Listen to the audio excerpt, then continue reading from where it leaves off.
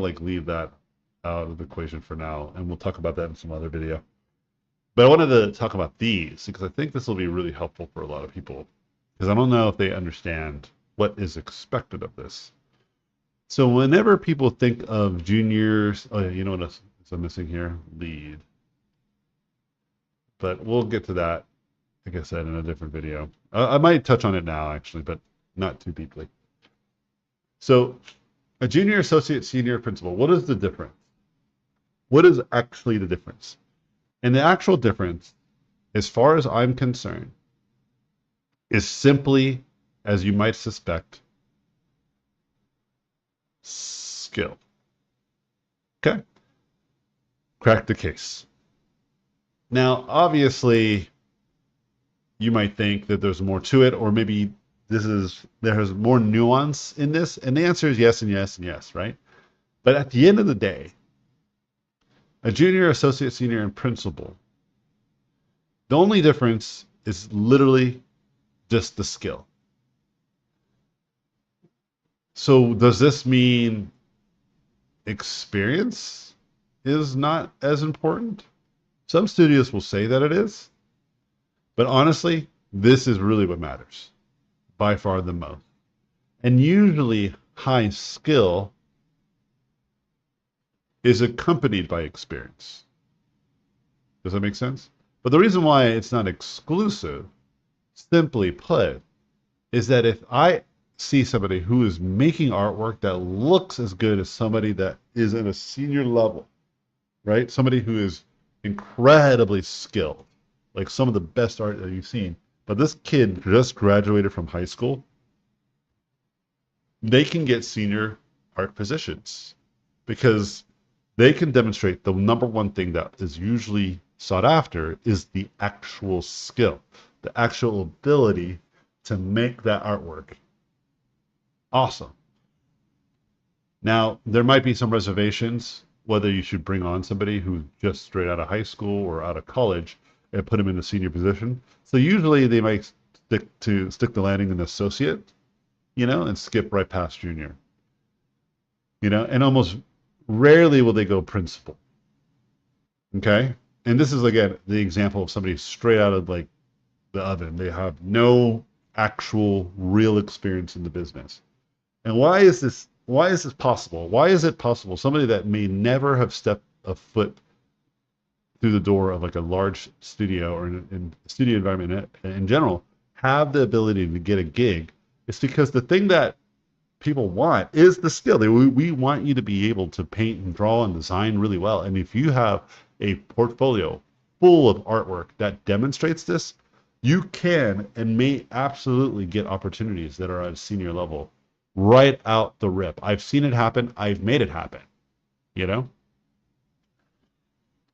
And this is kind of what I think is important to understand. What doesn't need to happen is that you start off as a junior, then you go to associate, and then you go to senior. When I first started, I absolutely started at a junior level, and then I went straight to senior. I skipped associate. You know? And then from senior, I went straight to director. I've never done the lead or principal. Or sorry, I have, but not in this context. Like I skipped those. I basically skipped what seems to be things that you might need to do first or beforehand, which demonstrates again, whatever the needs are will be reflected in the skills that you present. Okay.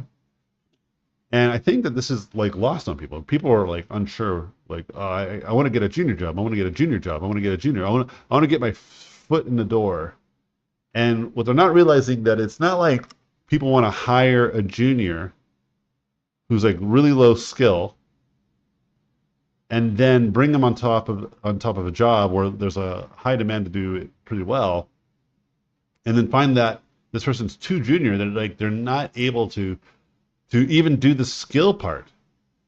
And the assumption is that associates or seniors or even principals or even directors or leads would have time to teach a junior or associate kind of how to, accomplish their goals. But the reality is, unless the studio absolutely has built in some sort of educational platform within the school, or sorry, inside the company, which I've seen. I've seen studios like have their own universities kind of on campus to try to like, champion the people who want to learn more.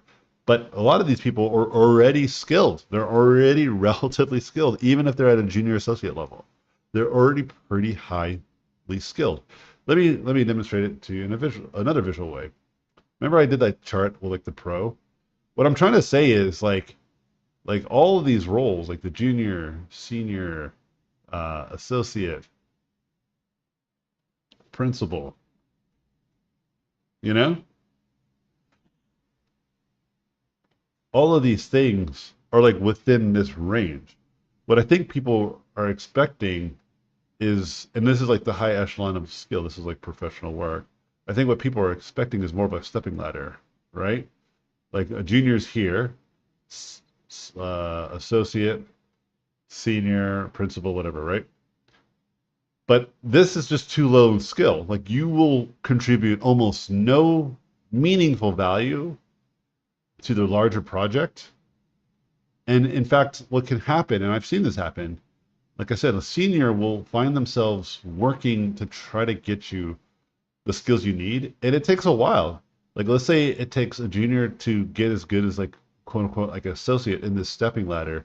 It takes them about a year, but the development of the project is 2 years, and the skill that's needed needs to be here. Like this is what I'm getting at. Like in 2 years, they might not even make it in this bracket that I've hypothetically created. You know, those 2 years of development needs to be as efficient as possible, especially now in this day and age in the game development industry. Like a lot of bloat, a lot of overspending, and underestimating like deadlines and the challenges of those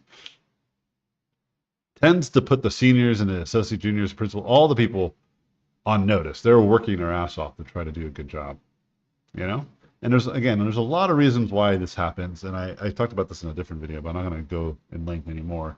But at the end of the day, what I think is really important to recognize here is that this isn't a thing that actually happens at scale. So what does this mean then when you look at a junior associate, senior, principal?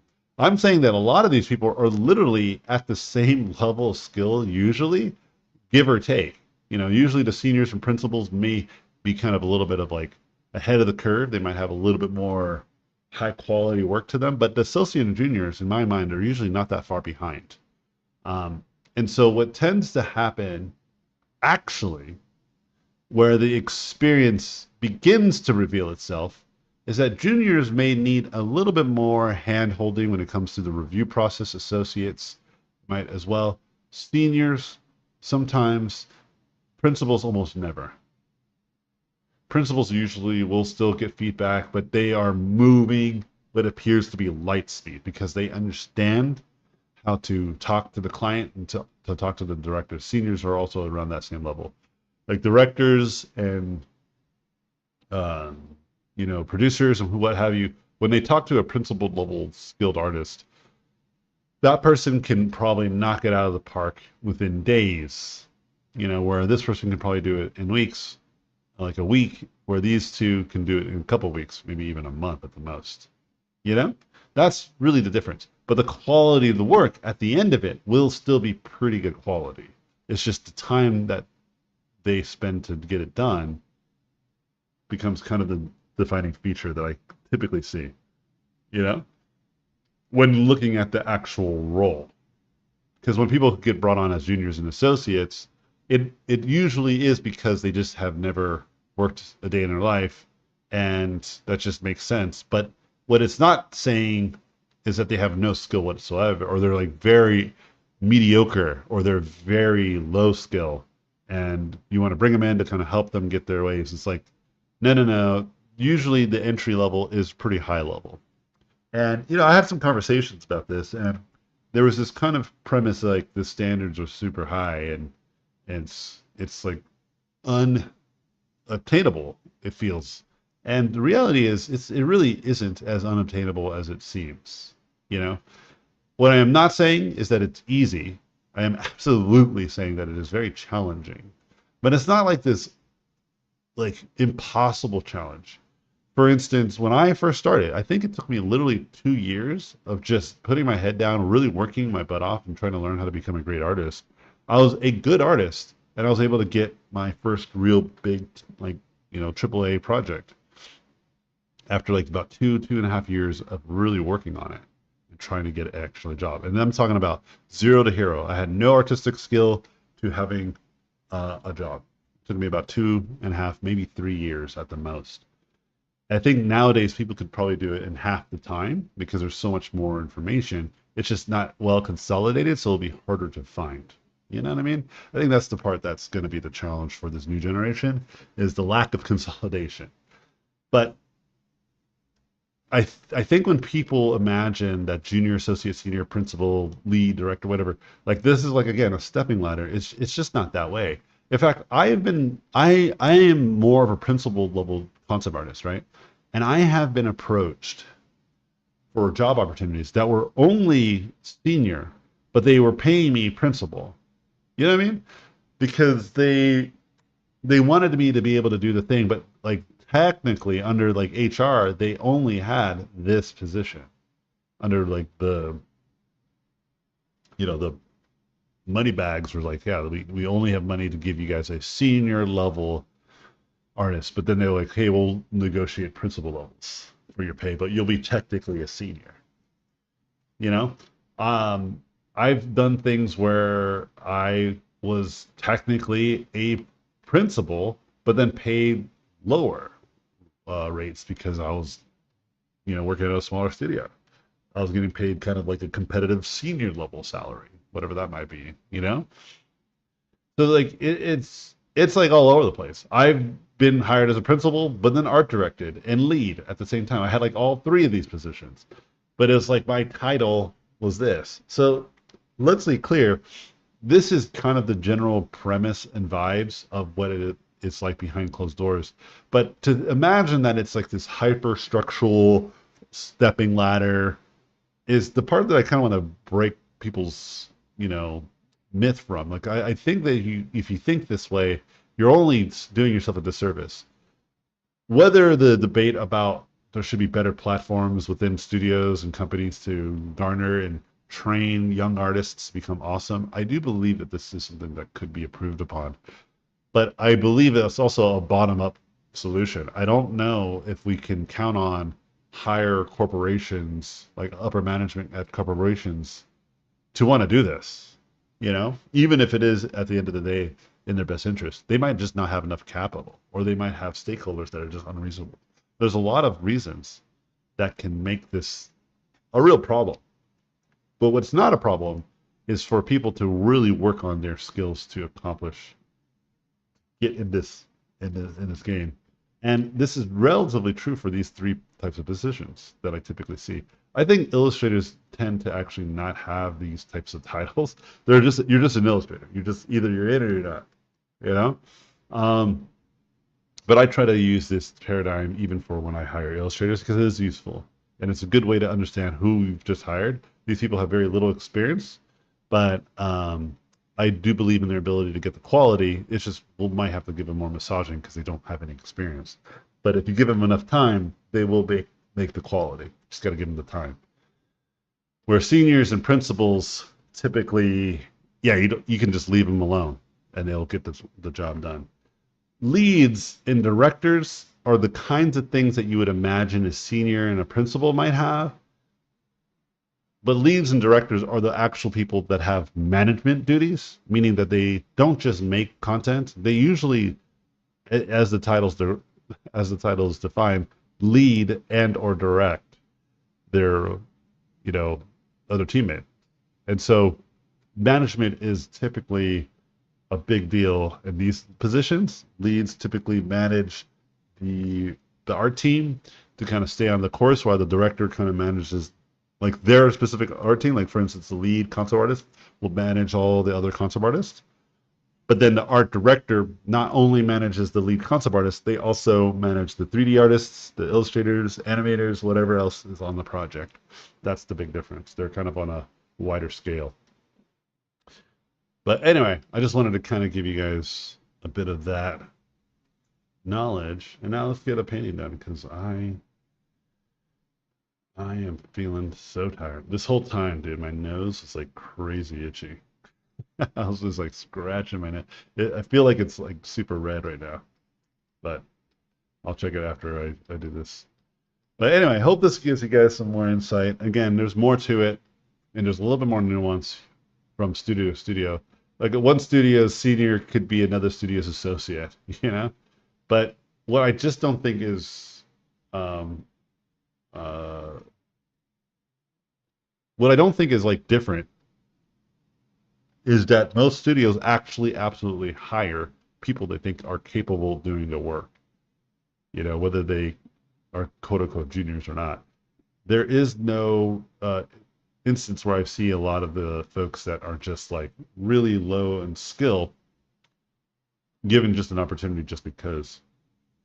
And even if it feels good and it feels ethical and empowering for those who, you know, could really use the opportunity to kind of see what's behind closed doors, I think internships are like almost the only way that that can work out because internship kind of has a couple things going for it that helps make this happen. Usually schools will allow you to have a mentorship or sorry internship to let you see what's going on behind closed doors as a way to kind of give you extra credits to help you graduate. And also, some internships are still paid, you know, and it's a good way for a company to be able to get like a little bit cheaper labor because there's kind of like this understanding that this person's not going to be here for very long. You know, they're going to be here for probably like a few months, and after that, you know, if it works out, great. Like they did a good job, they'll kind of remember you and try to keep your information. But if it wasn't that good, you know, at least they feel like, hey, we did a public service, we helped them out, and that person, you know, if they have a good head on their shoulders, will be able to realize hopefully their shortcomings and try to improve upon them. You know, because they recognize, hey, if I probably would have done better, I probably would have been able to get this gig at the gate. Yeah, it's very complicated. Trust me, all of this is very, very complicated in terms of like the inner workings of a studio environment. But what's not complicated in my mind is that most studios, like I said, are trying to hire high caliber talent almost all the time. And it's for good reason. It's because they're reliable. You can expect a pretty amazing result. Um, and there's very little handholding, you know? Like think of it this way.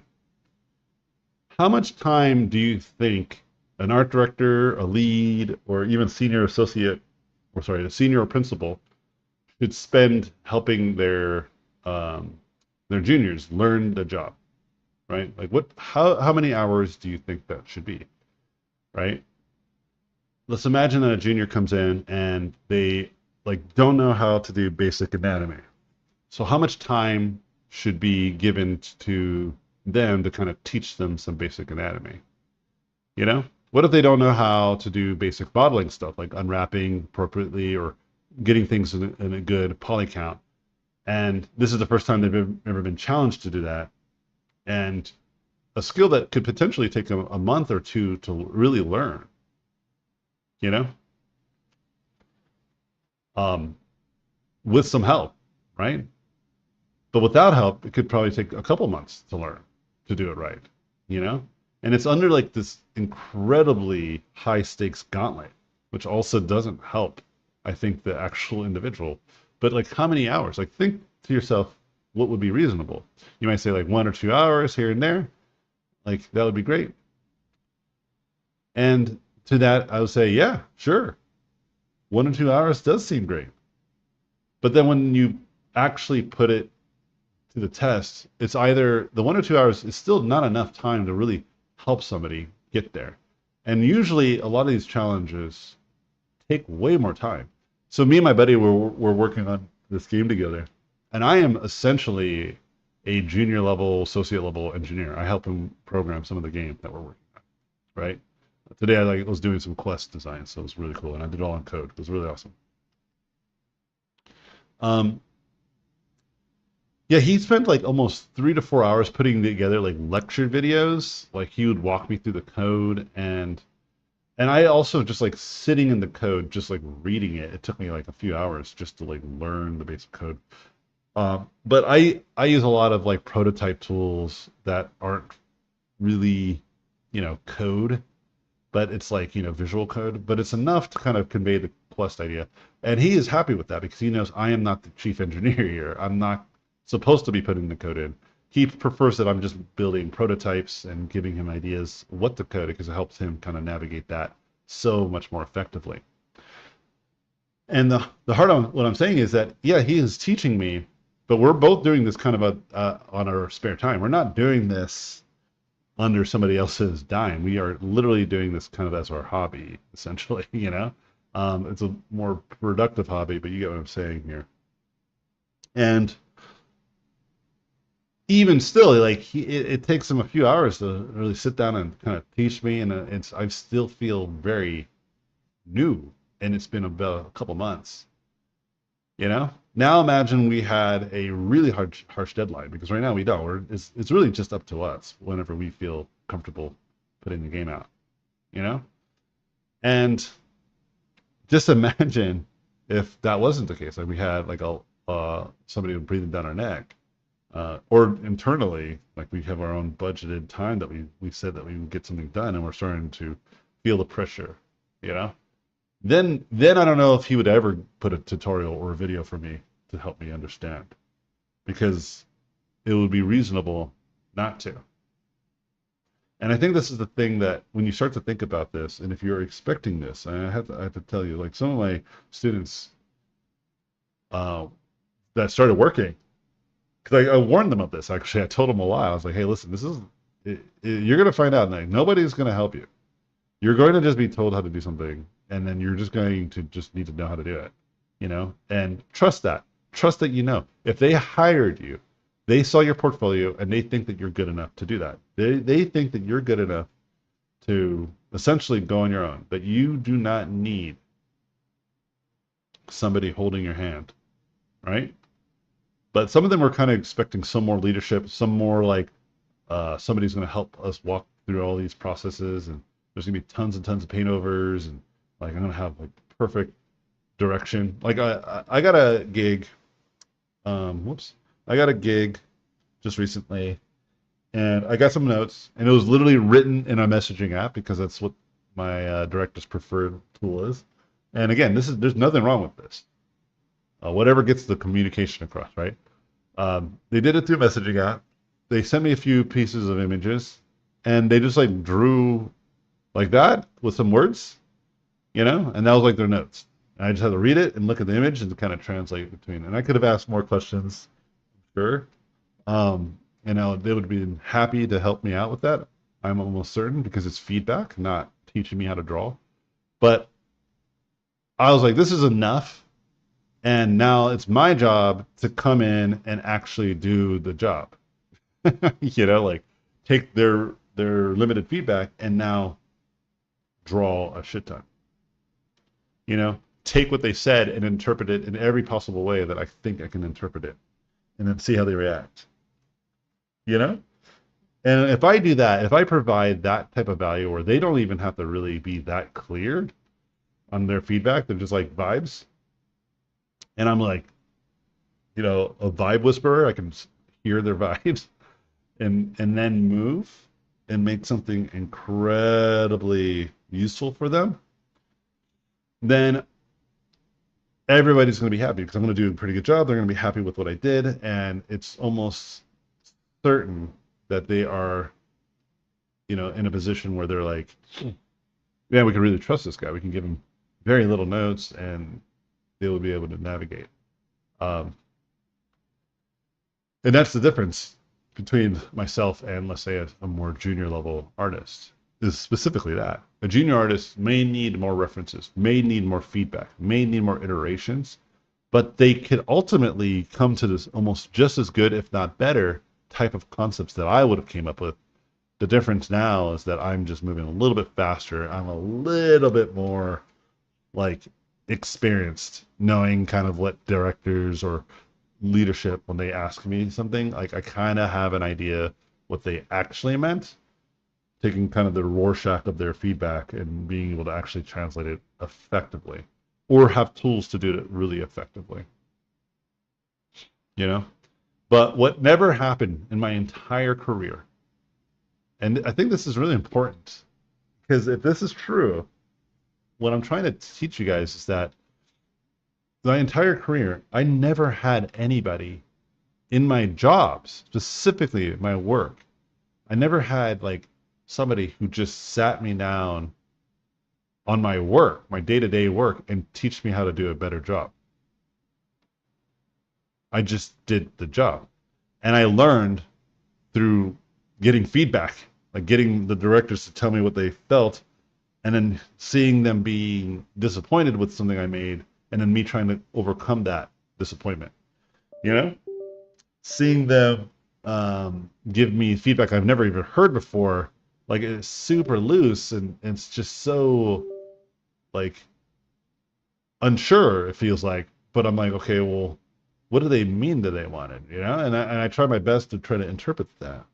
You know, and sometimes they're very self-aware. They're like, listen, man, I'm not like the best at giving feedback, but when I see what I see, I know what I want. You know, and that tends to be true sometimes with some of the best directors. They might not actually be able to verbally explain to you kind of what they want, but they can absolutely pin it down once you revealed it to them. I think Quentin Tarantino said something along these lines. He said something like, you know, like my greatest strength is that I like, and this is Tarantino, like he said his greatest strength is like hiring people who like understand what his vision is, you know, and that their only job is to take what they believe his vision is and just make it happen, you know?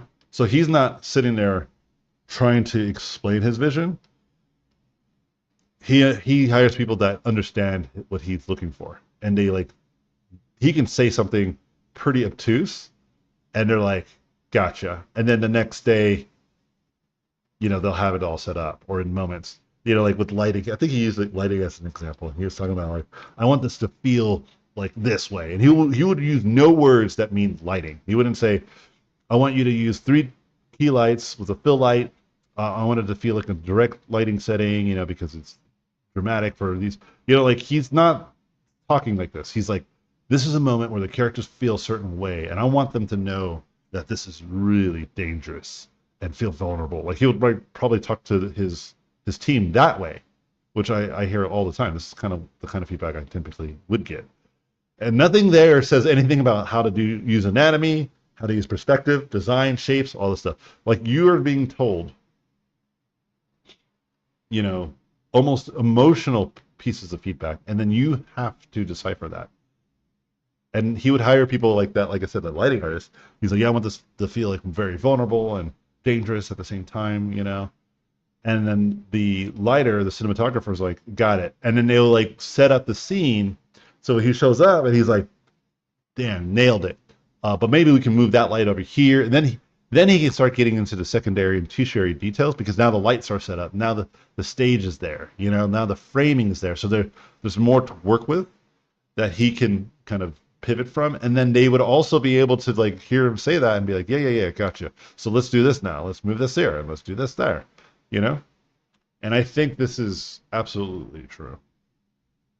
But if you are imagining that somebody's going to like truly just walk you through how to do your job, like think of what that means and how that looks. One thing that I think is also really important to take from this, and this is something I always tell my students, that I tell them, you know, like imagine going to a restaurant and on the menu you're ordering like a steak and fries, and you know the waiter will ask you, you know, do you want medium rare, you know, curly cut, fresh cut, you know, some basic stuff.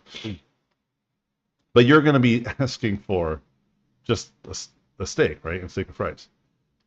Imagine if like the chef came out and was starting to ask you like, well, what kind of pan do you want me to use? what kind of technique should I try? What kind of oils should I like lather the pan with? You feel what I'm saying? Like that's the part that we ought to be doing. That's the part that the directors and the uh, leadership that they will not provide, you know? Because in this like hypothetical metaphor, like using the chef can't like learn more from their like patrons that came and ordered the steak, like at least usually, right? That's just I'm sure there's more people that know how to cook these days than before, but you get my point. If you go to like like a high class, one of the best chefs in the town, and you're out there teaching them how to cook, then I don't think they're going to be the best chef then, right? That's kind of the complaint I'm making here. And so a lot of juniors and associates, even in this hypothetical, will be capable of cooking a good steak, but maybe they are the ones that will probably run into like searing it wrong and or like using the wrong kinds of pans and pots or whatever, right? And then what will end up happening is that they'll like learn immediately and they'll try something different and try something new because as they are trying to cook, they know what it needs to be because they've taken cooking classes, they've done this, they have some experience, they've made some meals pretty delicious. So they're going to be able to navigate that a little bit more, but they're going to have a bit of trial and error. They might throw away a steak or two, but at the end of the day, they'll have one that will be nicely prepared, you know? Versus somebody, let's say, who's never even opened the oven before is going to have a really hard time with any kind of feedback, you know? And so I want I want people to like respect that that's kind of the things that are more likely to be the case in these circumstances than I think people realize. And I just am trying to make sure that more and more people are aware of this type of stuff as they pursue these careers. Because again, I don't think enough people realize it, man. And it's becoming more and more obvious to me the more I'm starting to see folks in this new wave of students and hirees that I've been seeing. Um, it just really hit me like the last few months that this has been a thing for probably the last year or two, and maybe even longer. And I'm starting to think, okay, there needs to be better education out there for essentially the skill gap that I'm seeing. So anyway, with that said, I got to get going. My wife came in. She kind of made me have a brain fart as I was talking right at this moment. But that's a good sign that I need to get going anyway. I am feeling really exhausted, and I want to finish some of my work before the night is over, and then go to bed really early and just wake up early to get some more work done. Anyways, I appreciate y'all. Hope you guys have a good rest of your evening, and I'll see you in the next video. Yeah, this was a pretty fun painting. Actually, I want to add more values to it, but maybe I'll do that after. Maybe as the video's uploading, I'll do it. Just like one or two more times. But we'll see. We'll see how I feel. See you guys in the next video.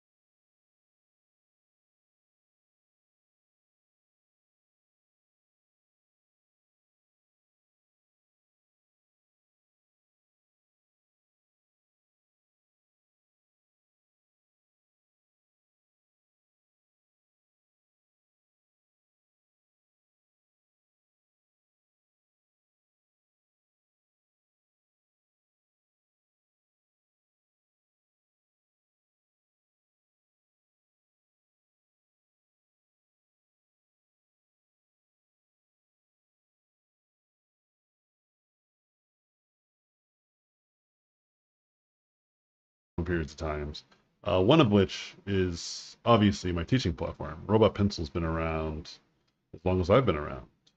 I think that alias seriously was an alias I had even when I was trying to get jobs at real studios. When I was first approached by Sony Santa Monica, I had that alias then, and that was so long ago.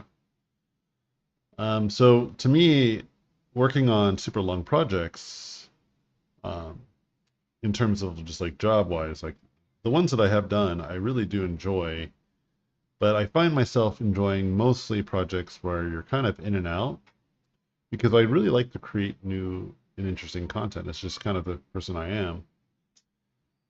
But the latest long project that I did was for myself again, which is this game project that I'm working on, Intergalactic Battle Roasters. Me and my buddy are still working on it. It's almost nothing like you've seen me do before. Um, but you know, we've had these conversations. I told him, you know, I'm not sure where this goes because ultimately it's either it could be a bust because maybe this person I just met, we're working on this project, you know, they bounce out. Maybe it's a bust because I lose interest for whatever good reason. But we've been pretty consistently working with some good vibes this entire time. And today I don't really have much time. I have to do a lot of work. For those of you who, I know some of you who watch actually work with me. You guys have seen the work that I just did. So, I typically have all their freelance gigs that I do. And then I also teach. So I have a class today. I had to actually move my class because I had to catch up on some other stuff to free up today. And honestly, after my class, I still have work. I got some other stuff that I need to kind of sort out. Oh no, I think my daughter's gonna be coming here super loud while I'm recording. I know she's being loud elsewhere. Um, so I just wanted to talk a little bit about long projects in general, though. You know, um, so the projects where I've worked on for a few years for studios. Um, yeah, like the challenge that I find that happens with these longer projects is that the first part of the projects tends to be, in my mind, sometimes um, wasted effort. I don't know how else to describe it. It's not the best description, to be honest. I think there's a better way to describe this. I just don't have enough vocabulary. I don't have enough vernacular to be able to poetically explain what I think the feeling is. But it's not on purpose. People aren't trying to do this. And I think anyone who tries to fight against this um, natural occurrence or speaks against it, I think they misdiagnose it potentially. Usually, not all the time. And so, on a long project, why projects tend to take so long, including my personal project, it just takes forever to create content, man. Like it just takes so long. And the people who end up sitting with it and just are like, fucking, I'm gonna get this done, even if it sucks, tend to be the kinds of people that'll ultimately get it done and it won't suck. Um, there are absolutely lots of projects that were worked on with a large amount of love and care. Um, but when you don't have like that kind of rigid deadline or whatever, usually a project can just be long for the sake of being long. So really what I'm talking about is like long projects that ought to have been shorter, you know, because at the end of the day, when you look at the product, you think to yourself, why did it take so long? You know, um, for instance, a game like Balatro, that like poker card game. I think the developer worked on that game for nearly 4 years. Now you would look at the game and be like, wait, what in the world? You know? And I think this is why uh, typically like a lot of people who don't know the space well, uh, just again, oversimplifying generalization here, like gamers, you know, me included, will have this kind of perception of like, the game is so easy, I can make a game like that, you know? And I think that's fair. I think that's a fair review of like that game's scope. And even the developer would argue that it isn't that complicated. But what is important to understand why projects take long, why long projects be long be long, is because of all of the stuff that happens to get to understand why the game ought to be simple or why the game is the way that it's going to be at the end of the day, you know? And I think, for instance, when you look at companies like, again, this is again generalization. I don't want to, because I know some people who work in these industries, and that's why, unlike some of the probably the other YouTubers and other content creators that are um, maybe aren't in the trenches as much as some of the rest of us are, will have a lot of these prescriptions of what they think is the real problem. But once you're in the trenches, you start to realize, oh yeah, this is truly like nobody knows what they're doing. You know? Like this is a huge old mess. This is a big old mess. A big old mess up in here, you know? And so a lot of this kind of thought process I'm trying to walk through may sound like criticism, but I'm honestly more looking at it as like, this is just what I've observed, you know? And respect and working on my own project has only doubled down my respect for this very process that takes us freaking forever to make something cool, you know? So anyway, so there, you would have companies that like, you know, some studios out of China who will just copy pasta a successful project because obviously, you know, copying and replicating other studios' success just makes a lot of sense.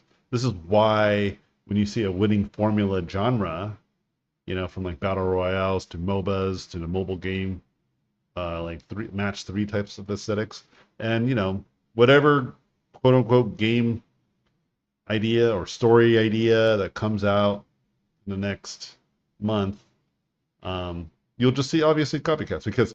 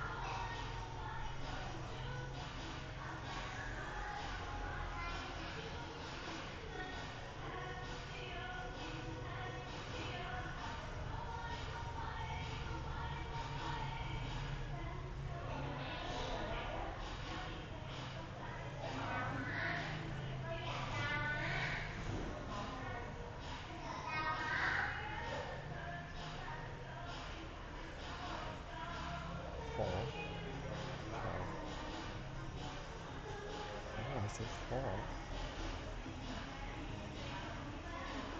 fall, and the Google Translate make it fall. It's too cold.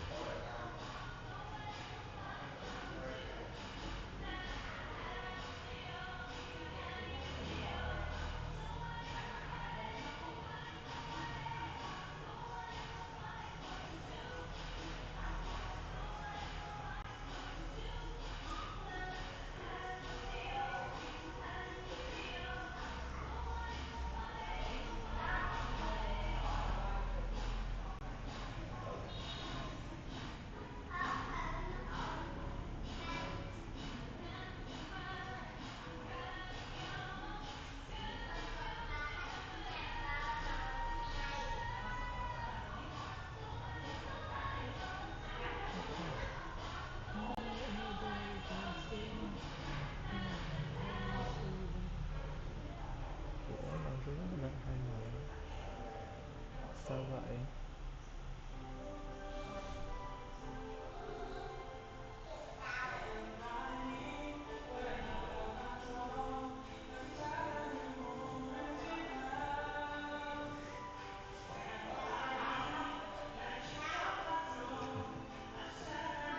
Rồi, continue to say.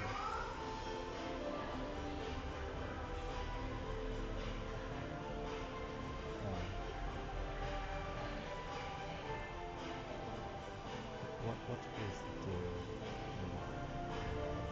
North American get moving around? Can you just stay at one place? Can you even hold on? I guess they can.